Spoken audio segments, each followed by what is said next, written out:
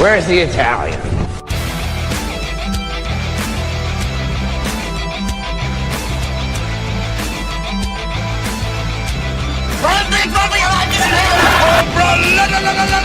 It's over 9,000! What? Covered with scorpions. Oh, there's people.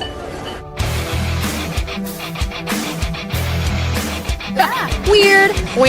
We can't all make declarations of hatred at the same time. Hi, everybody. There are dozens of us. Dozens!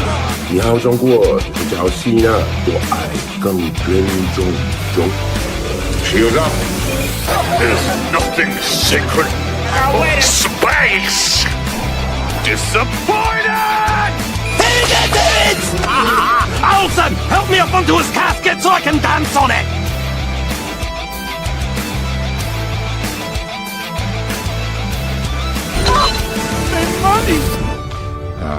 I don't care. But how did you ever find us? Oh, easy. We just read the screenplay you left us. And Hispanic people too. Gold!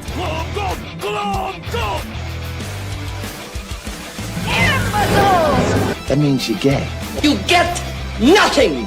You lose. Good day, sir.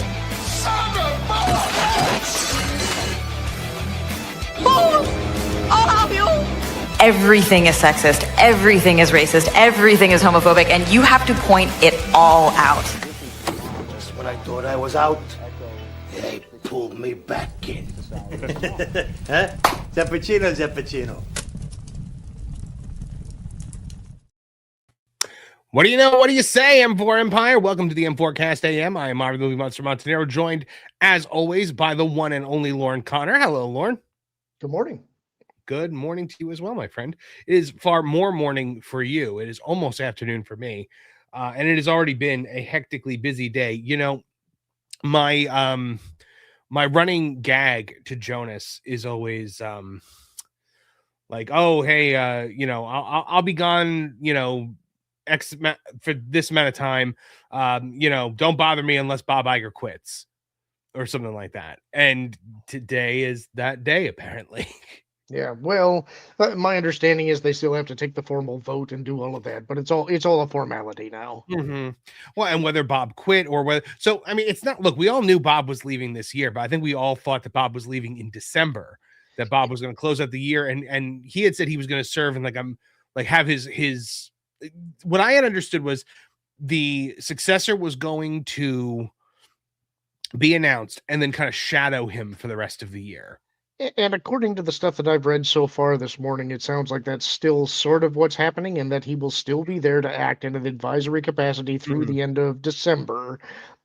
I think we're in a weird situation where this is kind of a combination of both he quit and or was. Well, the timing is a little suspect to me, Lauren. Well, yes, depending on how myopic you want to be in your view. Well, because we'll get into it. We'll get into it. Guys, this show is made for you and financed by you. We count on your generous super chats and gifted memberships to keep the lights on around here. We've got a few of them right now. We have got Mike Glass for gifted one M4 Empire membership. Thank you very much, Mike Glass. We appreciate that. And OG Dutchy, just a Dutchy, says Bob is out, so no abilities to pull strings in the background. And for tomorrow, CEO or co-CEO, I thought it was up for discussion. So no, this has been announced. We're going to dive right into it, guys. Get those super chats in, guys. We do break for super chats of $50 or more. So if you send in $50 or more, we do stop whatever we're doing to $50 or 10 memberships. We stop whatever we're doing to discuss what you want to discuss. So, Lauren, let's get right into the main topic here. Breaking news from geeksandgamers.com. Josh D'Amaro named next Disney CEO Dana Walden to become Chief Creative Officer. I have never imagined the terms Dana Walden and creative in the same vein.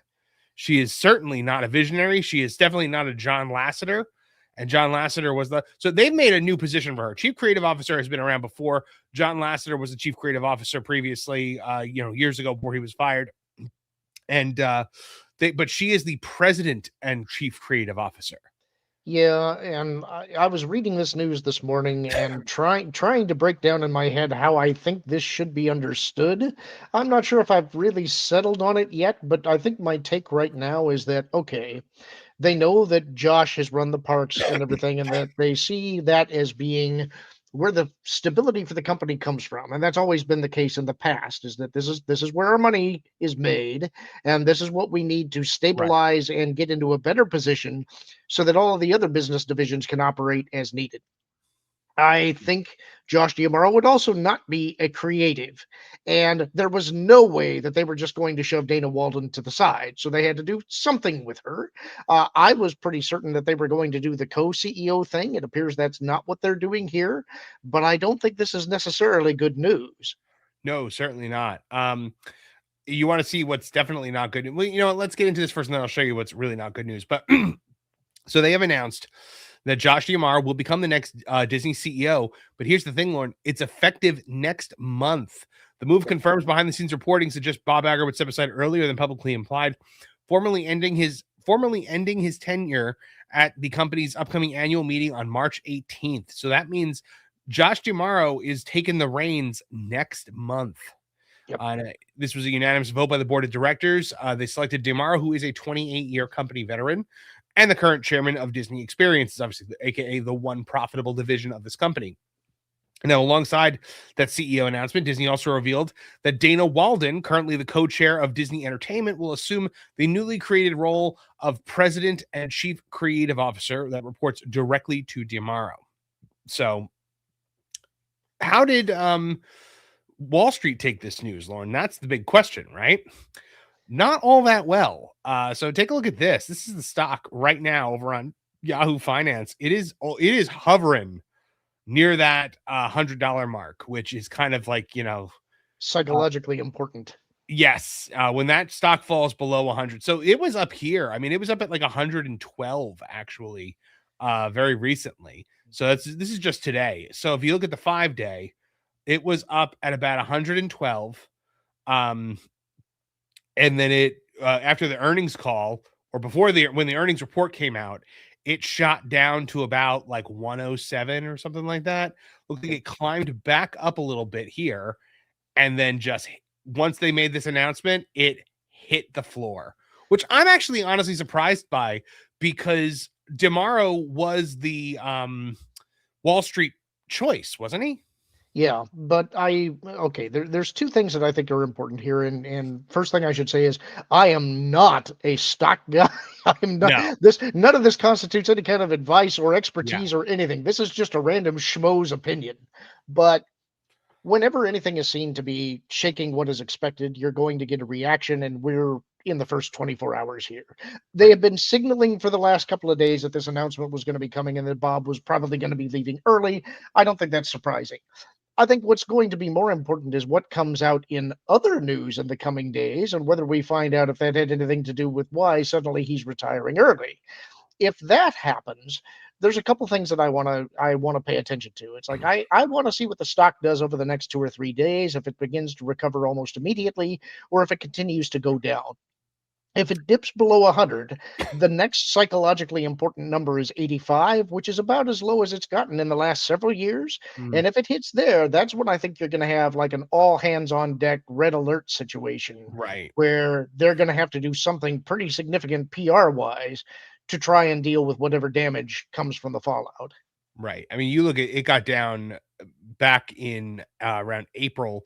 Got down to about $80 last year. But if you look at the 5-year, I mean, look at where this company was, Lauren, just a few years ago, was almost $200 a share. Well, yeah, but I think the argument could be made that a lot of that was sort of inflationary pressure, not in the sense that it was because of inflation in the economy, but because there was a bubble that was produced primarily, I would say, by Marvel. They had gotten so used to putting out billion-dollar hit after billion-dollar hit that it became the kind of the accepted thinking that this was the norm, when in actuality that was the anomaly. And once you got past Endgame, a lot of the gas started being let out of the bag. Phase 4 and phase 5 were a failure compared to what had been done in the first 3 phases. And so I think that what you're seeing there is honestly a bubble collapsing and probably a normalization. Probably. I honestly think the thing that made the stock tank so violently is the speed at which this is happening, because everyone just was under the assumption, hey, this is going to go to December. We're going to start 2027 off with a new CEO. Now it's like, nope, next month. Well, my interpretation, and this is again purely my interpretation, there's been some things that have come out in the last couple of days, and I don't know how deeply we want to get into that. No, I want to get into it. All right, you hit it then, and then I'll kind of start telling you what I think. So Bob Iger's name came up in a well, let's just say a certain list that has been or some files that have been circulating around that involve a guy who whose name we're probably not allowed to say on YouTube without getting dinged, but we'll call him Upstein, the Island Man. Right, and some of the information that came out was from communications of somebody that was involved in the investigation, who was making claims that Iger and others apparently thought that he could have some influence in shutting down further investigation or suppressing names within it. At least that's what I saw. Right. And so it was not a matter, right, Lauren, that it was that he was being named as being on the flight logs or visiting the island, but that he was in some way interfering with investigations, or at least trying to influence it so that certain information would not come out. And so, and the investigator obviously is saying, look, I've got detailed call records. You're free to subpoena those. I will turn them over voluntarily to help in the investigation. And it wasn't just Iger's name that was involved here. It was actually some other people that might surprise some people. And so my take here is that, yes, they're sort of pushing him out the door, sort of. They want to get ahead of any potential further fallout that could occur while also retaining him still in that advisor position through the 31st of December in case nothing else happens. Right. They're trying to have their cake and eat it too. Correct. So that he's available as long as the story doesn't explode any further. If it does explode any further, they've already taken the steps necessary to get ahead of that fallout, and they can cut ties immediately. I think, if I'm being purely objective and not judging any of this on morality or how it looks, they're being prudent. This is actually probably a wise move on their part. The question now is, how do you handle the market dealing with the fact that this is the tack they're taking? Because they're reading it, I think, as there are potentially stormy seas ahead. And despite the fact that tomorrow was the favorite to take over as the CEO, I think there's probably going to be some concerns about how rocky is that going to make things during the transition. And I think Walden in a creative position is a complete question mark and possibly an alarm bell. Yeah. Her being involved in a creative position, I've never heard of her doing anything creative. She's a TV executive. She is not a creative. I mean, you think about like a creative figurehead, you think of people like John Lasseter or president and chief creative officer. You know who else just got that exact title over there, Lauren? Dave Filoni. Mm-hmm. He's the president and chief creative officer at Lucasfilm, but he's also that. Lucasfilm doesn't have a CEO; they have presidents. Two of them now. So here's what I think may be interesting coming up is that let's look back on the situation where Bob Chapek took over for Bob Iger. Iger assumed, sort of like George assumed with Kathleen, that Chapek was just going to be a frontman, a puppet, for him to continue to puppeteer behind the scenes to do whatever it was that Iger actually wanted, so that he would be CEO in name only, meaning Chapek. I think what Demaro is going to have to do is establish the fact that he's the boss early. So I think that Walden has been put in a creative position because they couldn't be seen to be shoving aside a woman in today's society. She couldn't be sidelined, so she had to get something that looked like an upgrade. I think, Lauren, what Demaro's got to do is he's got to find the biggest, meanest, toughest guy in the chow line and just punch him right in the face on his first day. in a way, that's kind of what I'm getting at. I think what has to happen is that Walden has to be given an opportunity to succeed. And if she doesn't pretty seriously right on at the beginning, Tomorrow has to establish the fact that this is not a co-CEO situation. Yes. Behind the scenes, it's publicly they're saying it's not a co-CEO, but I suspect internally Walden may think it is. Well, And so they were very specific. She reports to him directly. yes, and he needs to establish that as fact. She cannot operate independently, thinking there is no oversight and no ability to be chastised because she is of a protected class. So if she fails, Tomorrow has to make clear you need to perform, and if you can't, we will find somebody who will. Mm-hmm. The question is, does he have the support of the board in that? And that's where things get really interesting. I think the reason she's chief creative officer is because of the Hollywood connections also. I mean, like Jimmy Kimmel and all of them, they all love Dana Walden. Jimmy Kimmel said he wanted Dana Walden to be CEO. Look, Bob Iger wanted Dana Walden to be CEO. It's very obvious when you actually look at it. Bob Iger and his wife wanted Dana Walden as CEO of the Disney Company. It just was not going to happen. You're not going to make Kamala Harris's bestie the CEO of the Walt Disney Company during the Trump administration. It's just not going to happen because Trump will bury them if that happened. Well, what will be interesting here in a way is right now, there's no question that internally the workings at Disney are very political. I kind of it's a little bit like the Roman Senate, I think, and you've got to be a player of the game in there if you want to survive at that kind of level.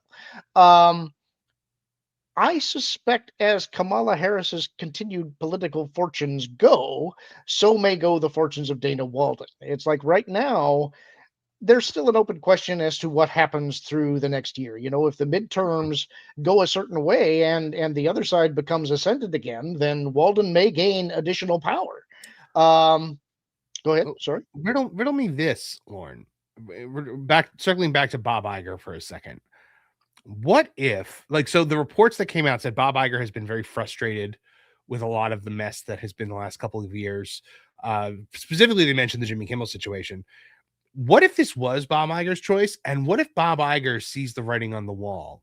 What if he is looking ahead at the box office year that is about to come with Avengers Doomsday as the big end of the year anchor, knows that was going to be the note he was going to leave on? It's not probably going to do very well. And so Bob Iger is like, you know what? I'm going to go out on the high note of Zootopia and Avatar. I did my LARP photo shoot in Abu Dhabi, and now I can leave scot-free. And when Avengers Doomsday falls on its face, it's Josh and Dana holding the bag. Well, that wouldn't be out of character for Bob because it's sort of similar to what happened during the lockdown years. He wanted to get ahead of that and what he felt was going to be atrocious news, and that was going to be laid at the feet of Chapek.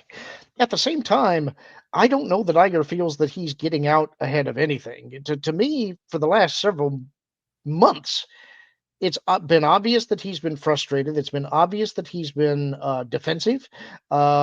He looks to me a little bit like he's been chewed up and spit out. I think he's just happy to escape onto his yacht and wash his hands of it, except for the fact that he is obsessed with his legacy. And I don't know that he'll want to be out of the game. I don't think he can keep himself from commenting on everything. Yeah. This is why I think it's going to be really important for Tomorrow to establish his position early. He needs to make clear this is not a Bob Chapek situation.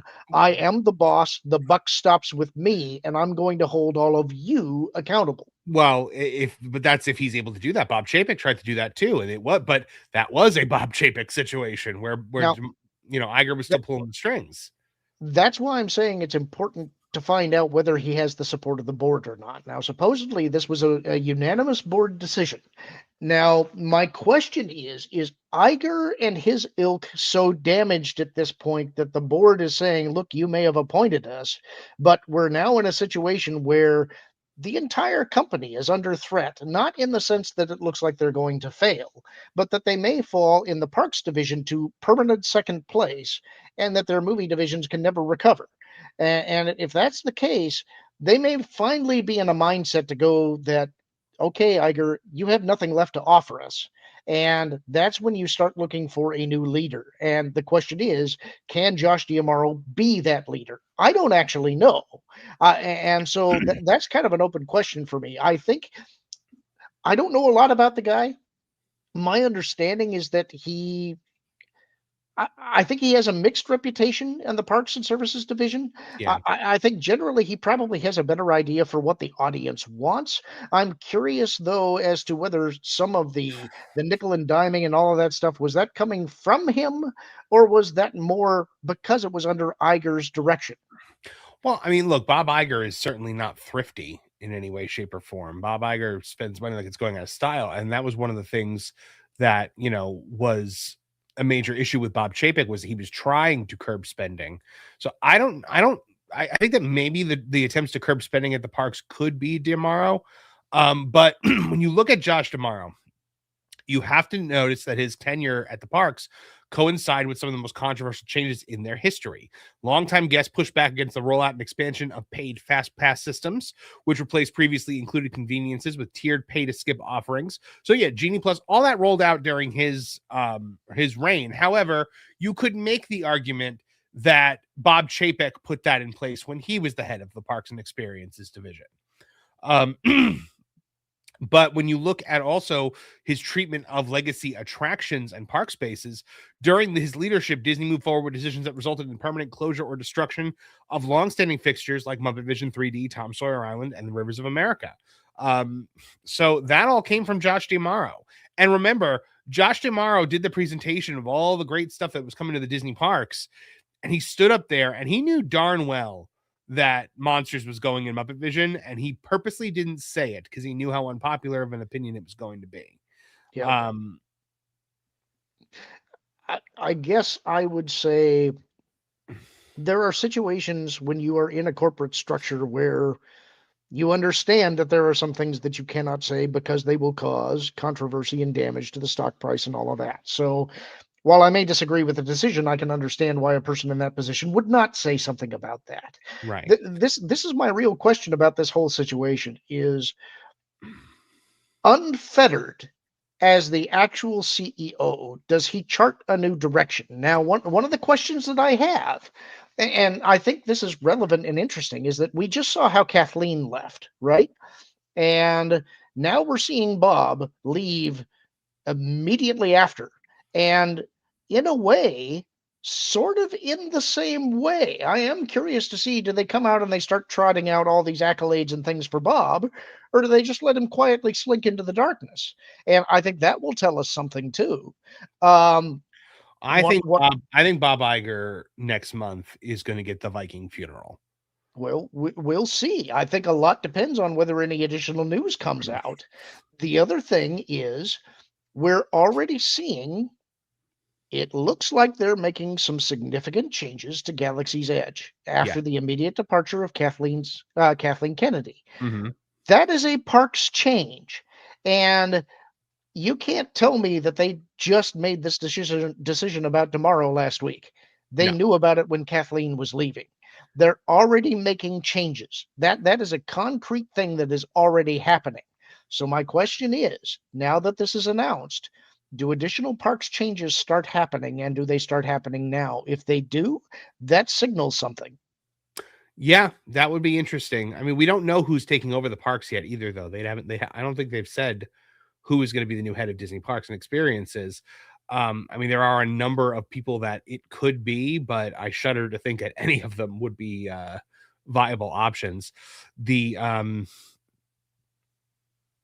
more I think about it, actually, the more I'm like, the parks have never been worse than they were under D'Amaro. And the other thing is, D'Amaro made himself the centerpiece the way I've never seen a Parks and Experiences head do that before. Like when you go to a Disney hotel room and you turn on the TV, the first thing you see is Josh D'Amaro's face. He does like a welcome video, like, "Hi, I'm Josh." I'm like, no, get off my TV. But on the one hand, there might be a need for that as the CEO, because we have not had that Michael Eisner style CEO who wants to be the one in front of the camera, who has that personable attitude, who wants to be the one doing the wonderful world of Disney and introducing everybody to these movies and things like that. Bob Iger was never that. No, and I think that the core Disney fan base wants something like that because you want to have a leader of the company who feels like he believes in Disney's vision for what Disney was. I don't know if tomorrow is that, and because of the changes that you're talking about in the parks, he might not be the guy for that. Right. And so I think that there's a great big question mark over this whole thing. I think you can say DeMauro has played a pretty savvy political campaign for several years now. We've been talking about this for at least 2 or 3 years and about how he was jockeying and positioning himself. And that appears to have paid off. He's now got the crown. The question is, what does he do with it? And I think there's a somewhat opaque question here, which is how much can he do with it? And we'll find out when he starts trying to exert power and seeing whether he is successful in that or not. Yep. Yep, I agree. The other thing that's going to be interesting is how are the Hollywood elites going to take to him? Because remember, one of the big things with Chapek was that the Hollywood elites didn't like him. They kind of considered him a rube. And that's also because Bob Iger considered him a rube. And, Iger, I think, was kind of, pushing that. So Bob Iger is the wild card here, whether or not, because he has got, it's not just to the end of this year. It is Bob Iger has a consultancy deal with Disney through 2030. Yeah, that's true, but I feel like Iger is less a wild card this time than he was the last time. I feel that his power has been significantly diminished because he has not performed since he replaced Chapek, and there is this potential danger looming in the background about additional information coming out. So I think that limits his ability to exert control. I think the board, for the first time in many years, may actually be looking at Iger and thinking, what can you offer to us now? And if the answer is nothing, they may be willing to exercise a more independent streak. Now, I think they didn't like Chapek because Chapek was a bean counter. He was a guy that was definitely trying to get the finances under control and trying to take control away from the creatives and more into the marketing side of things so that everything could be profitable. He insisted that all of this stuff be crowd pleasers so that people spend money. Whereas the creatives wanted the spread ideology. They saw the Disney outlet as a platform, and arguably that's what's harmed the company this entire time. Yeah, I would agree with that. I think what we're also going to, what I would really like to see is the job description for the president and chief creative officer to see where specifically her authority begins and ends. That's the part of this that makes me the absolute most nervous. Mhm. But I think it may be also in a way a good thing because it will be the clearest test for tomorrow's power and what he's going to do. So it should eliminate some confusion about where is Disney going to go into the future. Right. Wild Man of Yavin brings up a good point in the chat. Another question was asked earlier: is Bob choosing Josh's successor as the parks chief, or will Josh get to choose? That will be telling. I think that Josh tomorrow should be allowed to, create his team. But I feel like Bob Iger is going to set up the Bob Iger team because the Bob Iger team and the Bob Iger board will ensure that the Bob Iger legacy lives on. I think that's going to be a little harder than it would have been just a couple of years ago because it's like anytime, forget that this is Disney for the time being. Whenever you're talking about any major corporation, and especially any type of broadcaster, when the old CEO goes out, the new CEO wants nothing to do with the previous CEO's projects. And so they start messing with the scheduling, they start preempting the shows, they start claiming they're running over budget, and then they cancel everything because they want to get their vision out there.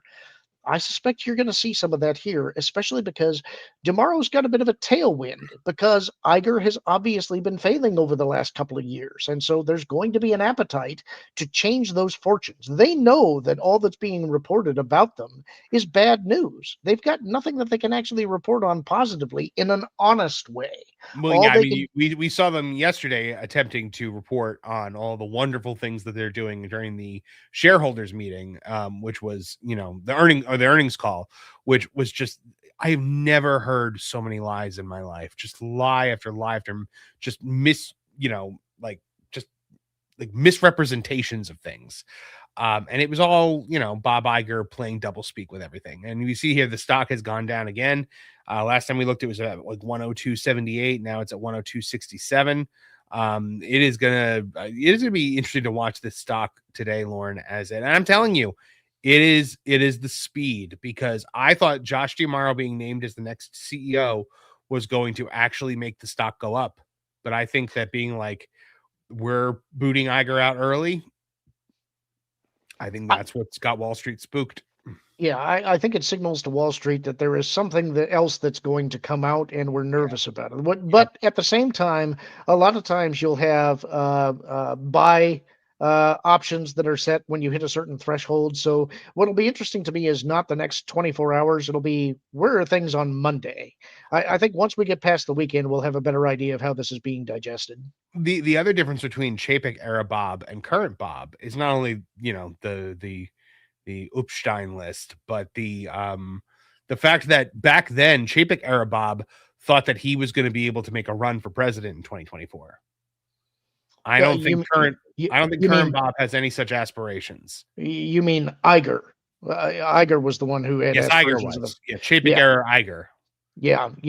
No, it's Iger's whole plan, and this is sort of the irony, is that he was making all of these overtures to China, and he was actively petitioning the Biden administration to become the ambassador to China. And I think the Biden administration rightfully recognized him as a potential threat in the future and denied it to him. Mm-hmm. And then the whole COVID thing happened. He sort of abandoned ship, or tried to. And I think all of that scuttled his political ambitions. And especially now, because he has not been able to have a successful return, I think his political ambitions are dead, unless he wants to try to become a mayor of say, like LA or something like that. Yeah. But that's not the brass ring that he wanted. Well, let's see what our friends have to say about this, Lauren, because we've gotten a bunch of super chats that have come in. We have Flying Blind in a Rocket Cycle for 199. Power to the 199 says, "Hi, gents. Hello, Flying Blind in a Rocket Cycle. Hope you're doing well." You and Cumia for 199 says, "I'm guessing Iger is on the list." Well, I mean, he was on something in the files, but not like a flight manifest or anything like that. Right. Teddy for $20. Thank you very much. Teddy says, "Good morning, M4 and chat." People are doing this thing now where they're starting to call me M4, and I got to tell you, Lauren, I like it. I like that. All right. That's how I will refer to you from now on. No, you don't have to. M4. Yeah. Chef Eddie for $5 says, "I bet Bob Chapek is playing Elton John's Island Girl as Bob Iger was walked out of the building." Well, Bob Iger is not getting walked out of the building, but yes, I agree. Bob Iger is. What's interesting to me, Lauren, is, do you think he's still running things right now? Do you think he's still in his 2-shower office, or do you think that this is a Kathleen Kennedy situation where we're already dealing with the new regime? Well, I think they have to be a little bit careful. It's like, if you don't want to jostle the stock price anymore, you don't want to make it appear that, gosh, we're just ousting him, and that would come out. I guarantee you he would leverage the media in that way. So I suspect right now he's still in his office. He's still doing his thing. They want everything to appear calm until it is an untenable situation where it cannot appear calm, if that comes about. Right. Flying Blind in a Rocket Cycle for $5. I wonder if she's getting kicked upstairs or the opposite. Will she now be in the hot seat? I guess talking about Dana Walden there. It's interesting. I think now you'll be able to, every time there's a cinematic bomb now, you will be able to lay it at the feet of Dana Walden. Well, a question that I have too is, what is Dana's strategy now? Will she be content in that position, or is there elsewhere that she wants to go? That's a very good question, Lauren. It's a very good question. I mean, look, DiMauro is young enough. He's in his 50s. He could be the CEO of the Disney Company for another 20 years. Yep. But that's also going to depend upon success. And my suspicion is that a power struggle is still going on. And the question is, Dana Walden is 61. Is she really? I didn't. 61. I just looked it up. She looks great. Yeah, seriously, I'll have what she's having. Yeah, Kathleen Kennedy, like, elixir of horrible things that I probably can't say on YouTube that keeps her young. I think that to my mind, if I were Josh I would be wary. It's like I would be watching my back very carefully, and Oh that's yeah, why I she's think waiting for him to screw up. that's why I think it's very important that he establish his base and his power almost immediately. He needs to make clear, I'm not a puppet. I'm going to set a strategic direction, and I expect everybody to follow it. Yep. And that strategic direction should be profit. Absolutely. Absolutely. We got to skip ahead because Justin Duchy just gifted 10 M4 Empire memberships. Thank you very much, Justin Duchy. That is incredible. Thank you so very much. We got a clip that we have to play for you here right now. We got one!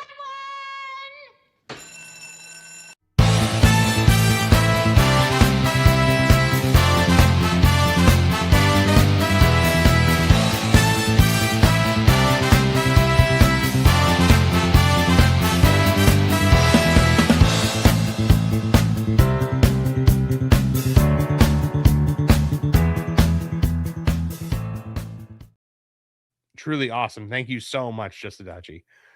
Chef Eddie 45 says her bestie Kamala Harris will become the head of Lucasfilm. Will finally be unburdened by what has been in Star Wars. Well, I don't think that's likely, but I get the sentiment. Wild Man of Yavin, member for 4 months, says I go to work for 8 hours, come back, and the world is on its head. Say it ain't so. Go fund yourself, Bob. Fund you right in your funding wallet. Well done, Wild Man of Yavin. And Wild Man of Yavin for 5. 100% to what Lauren said. Josh needs to watch his back. That strategic direction, though, is what I wonder about her as president, but you addressed it. Yeah. Yep. It's going to be interesting. It's definitely going to be interesting. The Disney company in the next couple of years is going to be very a fascinating experiment to watch. So here's an interesting thing. Sort of I can't highlight this because I'm not a producer, but Extreme Meme Supreme just put up, Lauren, maybe Josh D'Amaro can establish power by decimation. And this is an interesting point because I think that Dana Walden actually has a strategic advantage here because if she's the chief creative and setting that direction, she can do that and can't really be reprimanded or placed in a delicate position until she tries something and fails, which gives her a free hand to essentially sabotage Josh if she wants to make him look bad. So maybe this is the counter position that Josh takes, which is that as I'm coming into power, I can't touch you, but I can touch all these other people who has not been producing, who has not been performing, and then you have to deal with them. So if I were Josh, I would definitely be looking at that. Now, I'm going to also guess that Alan Bergman will now be the sole chair of, the what were they the co-chairs of? It was the Disney Entertainment, or I don't recall in the corporate structure, but I think. But him and Walden were the co-chairs. So Pro has the position that Bergman is really the guy who's directing Lucasfilm, and I don't know anything about that. Yeah. It would not surprise me. I think it is probably Bergman who put the brakes on everything that Kennedy was doing. And so I expect he's going to be having stronger oversight over what Filoni does. And it's possible that Josh can leverage Bergman in that respect elsewhere in the company as well. Well, I mean, if you look at Alan Bergman's statements after The Acolyte was canceled, he's the one that actually spoke about it. Yeah. He's the one that actually said, like, we can't do this anymore. Like, we can't do, like, lose money like this on this project. It just wasn't sustainable. So you got to think that maybe the because I don't think Kathleen made the decision to cancel The Acolyte. I think that was well, my contention has been that The Acolyte, Kathleen thought this was going to be the linchpin for all of Disney Star Wars. That was what her ultimate goal was. She wanted everything tying back to that because in her mind, the Jedi of the High Republic era were the ones that all of the Jedi should have been modeling themselves after. Right. And of course, that meant they were the most progressive, most inclusive, most enlightened Jedi who were bringing their light of knowledge to the Outer Rim unwashed masses who didn't want it. And And that's why everything was tying back to that. It's why you got the Acolyte. It's why it was inserted into Jedi Survivor. It's why you had the book series and the comic series and the young adult series. All of it was supposed to go to there, and that was also going to tie into Galaxy's Edge. You know, that's why the Galactic Star Cruiser came from that era. So I think once that absolutely failed, when the Acolyte was so publicly rejected, that's when that's when the halt was called to everything that she had in production, and they said, shut up, you're not doing anything else, we're just going to wait you out until we kick you out the door. And that's what happened. Yeah. So moving on from this one, I wanted to show you something.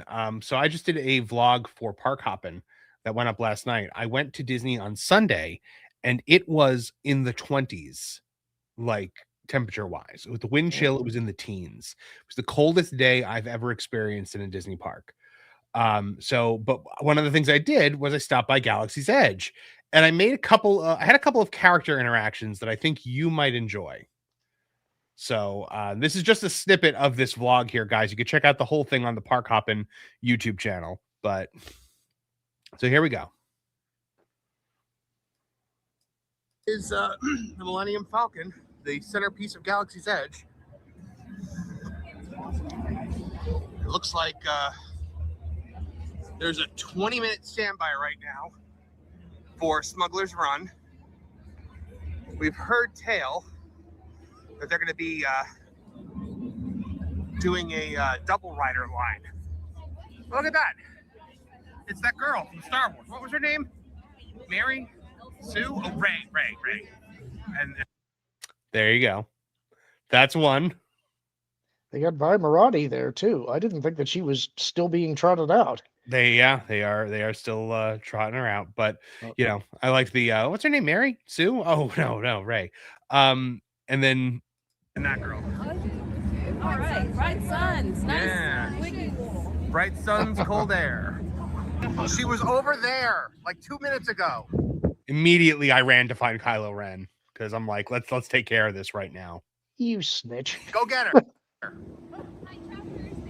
Are you aware of Resistance supporters here? Yes, right back there, dude. I just told you. They have, but you haven't. That's a problem. I do your job better than you, Stormtrooper. I trusted you. I won't make that mistake again. We apologize, sir. You can find Clear the way. They're back there. You should be ashamed of yourself. Aren't you a little bold? You're terrible at your job. I did it for you.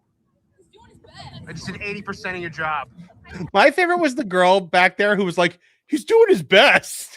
It's like, man, you really got to be railing on somebody for them to be sympathetic to a stormtrooper. Yeah, seriously. I am brutal to the sequel era characters in the parks. But I had one more that I think that I'm actually particularly proud of. Hey, I'm looking for the restroom. Is this the way? This is the way. Thank you. All right, good. There you go. You are a clever man, M4. Pro was like, we have to play that on all the channels. But yeah, that full vlog, guys, can be found over on the Park Hoppin' channel. I have interactions with Chip and Dale, with Mrs. Incredible. Who else? Oh, Sully, Frozone. I call Frozone out for the for all of the cold. I think there were other characters, but now it's I'm not remembering off the top of my head. But there, because the characters were Edna Mode, the characters were all just kind of out, and like nobody was around them. And yeah, it was fun. Oh, and I talked to Joy really quick from Inside Out. But yeah, it was a good day. It's a good vlog. Here, Lauren, you have to see like how I was dressed for this. This is how cold it was. With the full flannel and the hood. Yep. Yeah. You're a pajama mobster. Apparently. I was my wife was in like the big, like full-blown like puffy coat, which was really funny. But everybody was like, when you walked down the street, everybody was in winter coats and hats. Like even the Canadians were bundled up. Like you didn't normally, like when it's like in the 50s, the Floridians are all bundled up and the Canadians are walking around in t-shirts and shorts. But yeah, no, everybody was bundled up. So well, yeah, I mean it's cold. Although for folks down there, that's got to feel so much colder than it actually is. So I feel bad for you guys. It's not something that you're at all used to. So one of the interesting things, Lauren, was they were actually covering all the plants. They had to like lay blankets over all the plants in order to protect them from the cold. Yeah, and I know this was something that Pro and Culture were debating as to how all of the plant life was going to handle all of this. Culture didn't think it was going to be that big of an issue. I'm kind of curious to see how it all shakes out. Yeah, me too. Me too. One more thing that I wanted to bring up before we end for the day, Lauren, is you sent me this video the other day. It's another one of those Star Wars AI videos. This one is Anakin first hours after Revenge of the Sith. Which by the way, see this video up here, the chosen one from Heroes Fan Productions, highly recommended. It's phenomenal. It's not an AI video, but it's like a music video about Anakin Skywalker, like his entire life. And it's really, really good. But Lauren, this is, I think, I know we say this every week whenever we find a new one, but like this feels like the best one. Yeah, I like the first part of it. It goes into vignettes for some other characters and other scenes, but I really liked this first part. Yeah, I was like, do we really need to see like Dooku and stuff like that? But yeah. But yeah, let's take a look. Oh, you could just feel the misery. Oh, it gets a lot worse. Yeah. Ugh. Yep.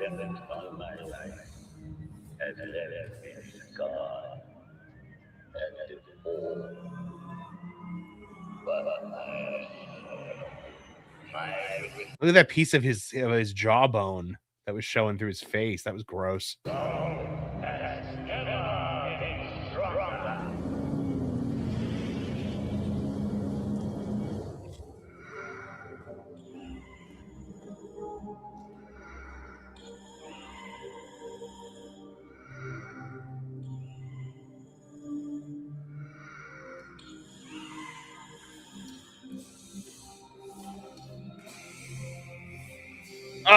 That's the part I hated. Yeah. Stripping the epidermis. And splitting open the chest cavity. Yep.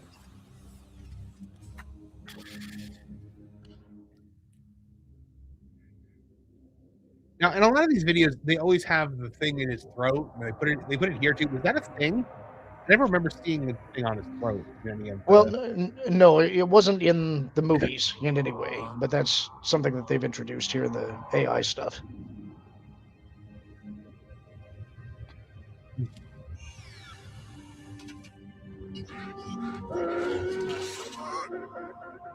And Mike is referencing The Rise of Darth Vader and saying they got bits of the story wrong. Yeah, in each of these AI adaptations, they are most often adapting from the comic series, but they've also done some stuff from the novels.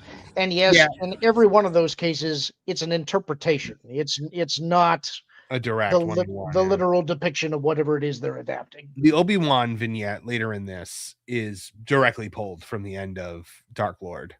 Yep.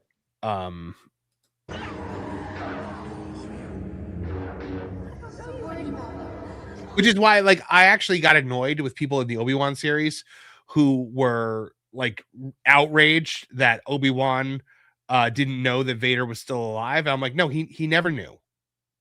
Like, he ends episode 3 thinking Anakin is dead. Yeah, like, that's always been a thing. I think the real irritation for some fans is the fact that they had a rematch before episode 4. You know, and I'm one of those guys who doesn't really like the fact that they did that. However, I'm different than you in that you liked the big rematch between them. I wasn't a huge fan of that.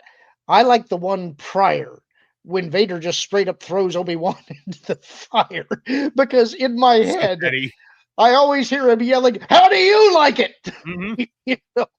I loved that episode. I actually, Vader in that episode is straight up scary because he's just walking through the streets, killing people because he knows this will get you to come out. But it doesn't. That's the thing that like pissed me off, though. Like the fact that Obi-Wan let him murder people in the street and didn't confront him. Well, at that point, Obi-Wan is so broken that it's like he's not the way that we could go on and on about all the problems with Obi-Wan. It's like I like the concept of Obi-Wan, but they did it better in the novel, the John Jackson Miller novel. It was a much better story. He doesn't see Vader in that one, does he? No, it doesn't involve Vader. It's a straight up Western, honestly, right down to having a school marm, and a little kind of a romantic thing between Obi-Wan and this gal as he's trying to protect them from raiders. Fantastic story. John Jackson Miller always does fantastic work. He's one of my favorite writers in the Star Wars universe. Yeah, but yeah, that throat trait. Oh, You're going down a path I can't follow. Because of Obi-Wan. Obi-Wan is trying to turn you against me. Will not take it from me! I will do what I must.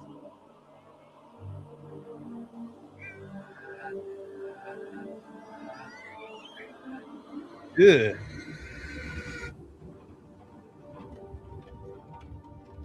I love those shots of Palpatine with the hood down. Because we very rarely see that. Naked Palpatine.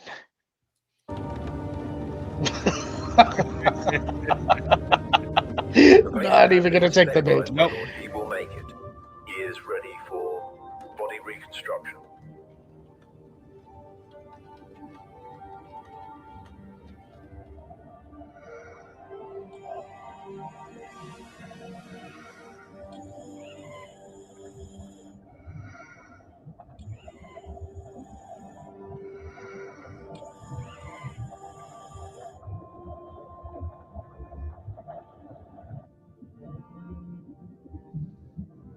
Silo. The boy needs a new body. I don't love the Palpatine voice that they have. No, they've had problems with that on all of them. It's too low, too slow. Too monotone. And this is honestly where you start losing me in this video. This is out of the Vader comics. I did not like this storyline. We've discussed this behind the scenes a couple of times. Yeah. I don't like the idea that the suit's deliberately gimped, although I get where it's coming from a story perspective, but there you go. Well, I think that the suit is designed to be uncomfortable, to bring pain. That part I agree with. That part makes sense. I don't think Palpatine needs a failsafe. I think Palpatine is perfectly capable of defending himself from Vader. Well, especially with even in Dark Lord, he points out to him, he's like, dude, if you ever try anything, like I can electrocute you and turn your suit off. Like, yeah, it's not difficult to figure out. He needs to breathe. Yeah, with the suit, like there was in Lords of the Sith, it was a Disney novel. It goes through this entire thing about the suit going on and what it's like, and there's like little barbs that like dig into him. Yep. In the suit to like, I guess to connect him like mentally. And the light from his they're not photoreceptors, but the lenses, it's deliberately in a painful spectrum so that even just looking hurts. You know, it's the entire suit is designed to be a giant irritant so that he's always uncomfortable. It's like it would be like creating beachwear that deliberately has sand pre-inserted into the shorts. Yeah, that would piss me off all day long. So I loved in Dark Lord when they would describe how it was difficult for him to even walk because the boots were so like tilted forward almost. So he would have to call on the Force even just to move. Well, also he's a different height, you know, in the early days, it takes a while to get used to the fact that his body is different and he's got to figure out how to control this thing. It takes a while. Yeah. That's one of the things I actually thought I'm going to give the Obi-Wan series some praise here, in that the Vader that we see in Obi-Wan is still a lot more Anakin than Vader. He is straight up pissed off. Vader in Obi-Wan has no chill. And I think at that point in the story, that actually makes a lot of sense. Mm-hmm. Well, that gave it's my favorite Palpatine line whenever it's said. It's said all the time with I wonder if your thoughts are clear, Lord Vader. And then he's always like, no, never mind. Yep. All right, Lauren. I think that is all the time that we have for today. I think we are. Are you on the pro show today? I haven't received a link, so I don't know. If they want me to come on, I can, but if not, then I'll just watch from the wings. I will be heading over there. I know we should have a very spirited topic today with the Bob Iger stuff. I mean, pros been waiting for this for a while. I believe it just started. The intro is underway. So, guys, we're going to send you over there. Let them know it's an M4 Empire raid. Make sure you rejoin us again Thursday night at 8 p.m. for the M4 cast. Look out for a new video, hopefully today, definitely tomorrow. And from all of us here at the M4 Empire, I thank you for your attention, and we'll catch you in the next one.